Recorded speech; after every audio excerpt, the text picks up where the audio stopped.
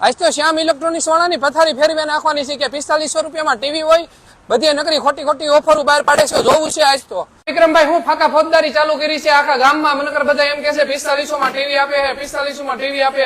આ બધું ખોટું હું તમે ચાલુ કરી દીધું. તમે છે ને પહેલા નંબરમાં તો રાયડું નાખવાનું બંધ કરી દો, અને તમને ખબર ન હોય તો કહી દો કે તમે જે આવ્યા ની શ્યામ ઇલેક્ટ્રોનિક્સ ની અંદર આવ્યા છો. ત્યાં બધા કે ખોટું છે, વસ્તુની ખોટી વાત નથી થતી, અહીં હકીકત હોય. તમને કીધું કે 4500 રૂપિયામાં smart Android TV piece to piece ની બિલ સાથે, એટલે 100% 100% મળે. અત્યારે નહીં મળે, દિવાળી સુધી મળશે.